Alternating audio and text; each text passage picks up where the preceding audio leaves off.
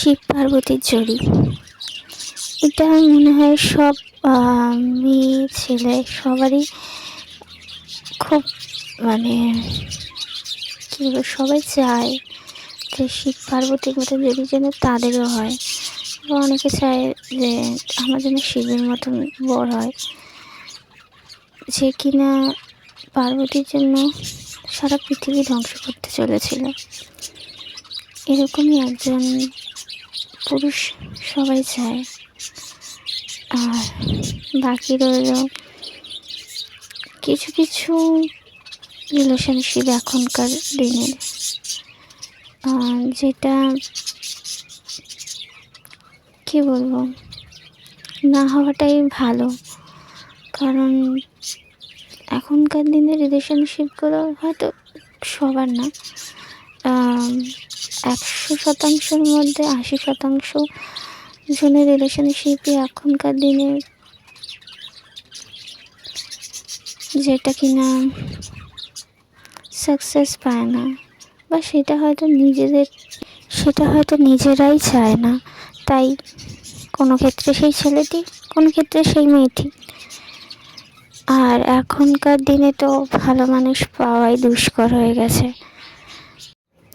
সবাই শুধুমাত্রই শরীর খোঁজে, একটা ভুল মানুষের হাত ছাড়তে গিয়ে আরেকটা ভুল মানুষের হাত ধরে ফেলে। এখনকার দিনে সত্যিই ভালোবাসাটা দেখা যায় না। হয়তো 100%-র মধ্যে 80% মানুষ খারাপই। জানি না পরবর্তীকালে আর কি দেখা বাকি আছে, ছেলে হোক বা মেয়ে হোক। এখন সত্যি ভালো মানুষ দেখা যায় না, সবাই শুধু শরীরটাই খোঁজে, মন খোঁজে না। আর আরেকটা জিনিস হলো, সবাই বলে নাকি শিবরাত্রি করলে ভালো বর পায়। জানি না, আমি এমনও দেখেছি যে শিবরাত্রি করেছে তবুও সে একটা খারাপ মানুষেরই হাত ধরেছে।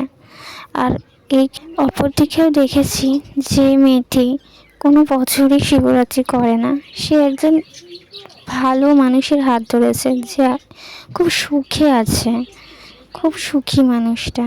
জানি না, সবটাই ডেস্টিনি। জানি না মহাদেবের কী ইচ্ছা। আমি কোনোদিনও করিনি, জানি না আমার কপালে কি আছে। যাই হোক, তোমাদের এই আঁকাটা কেমন লেগেছে জানিও, আর যদি ভালো লাগে সেটাও জানিও। হর হর মহাদেব। আর যদি তোমাদের কিছু স্টোরি বা তোমাদের লাইফের কোনো কথা যদি তুমি শেয়ার করতে চাও আমার সাথে, তাহলে অবশ্যই কমেন্ট বক্সে শেয়ার করে দিও।